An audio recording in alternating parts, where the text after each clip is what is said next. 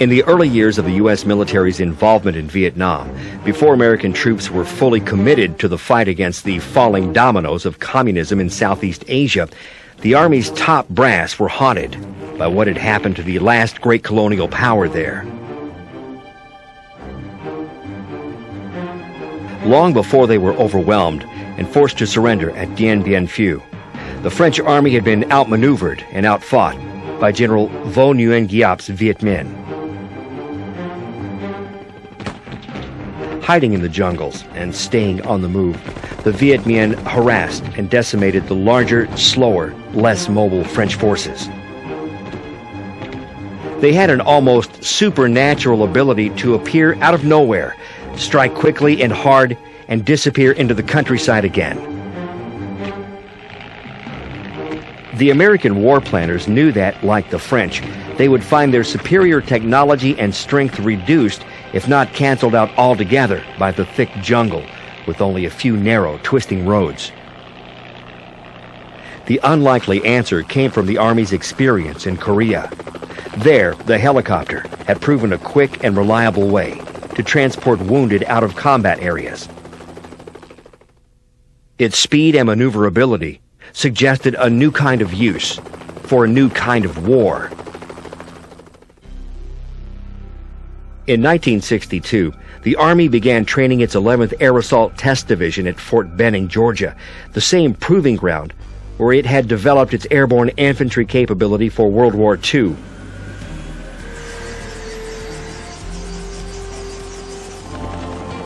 For more than 2 years, the new cavalry practiced its art.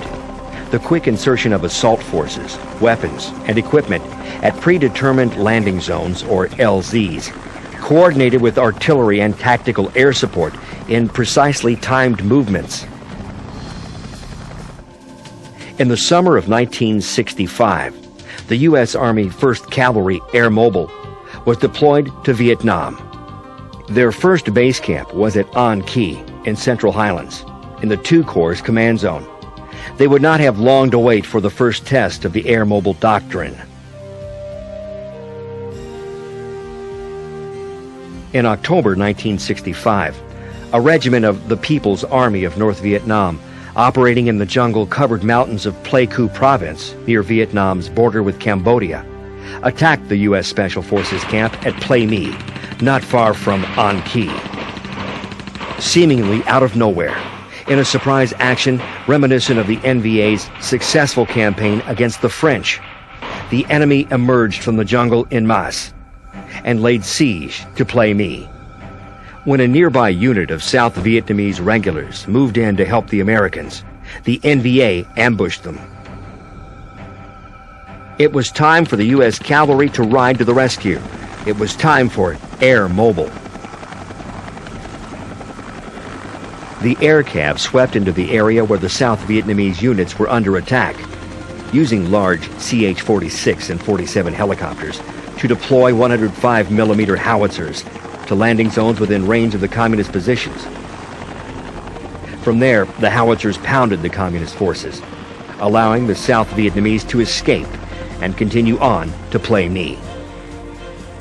At the same time, the air cav was moving its artillery into place near Plei My. Hours of heavy and deadly accurate shelling forced the Vietnamese regiment to give up the siege and retreat westward, back toward the Cambodian jungle.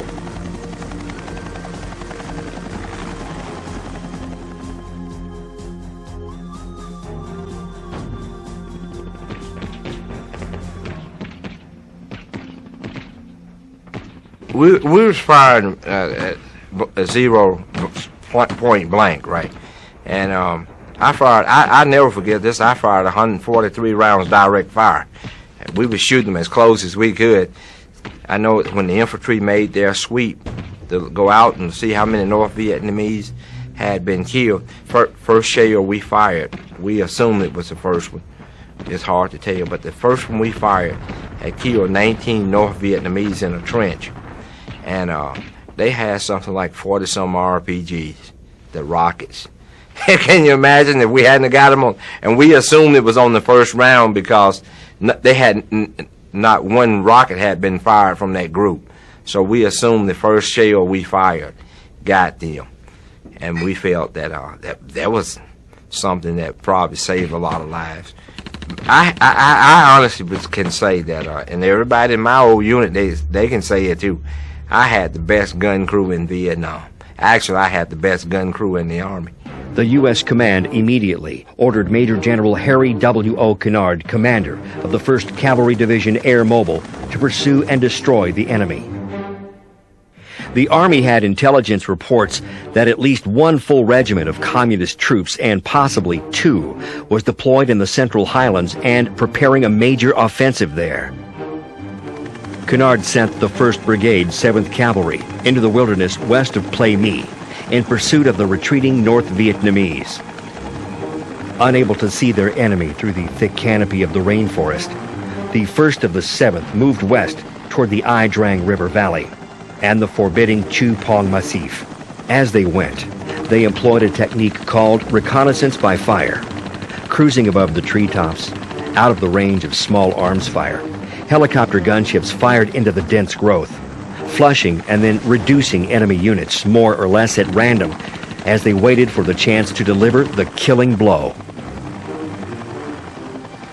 But this was Vietnam, and the enemy was not about to be so easily eliminated, and had plans to deliver a killing blow of its own.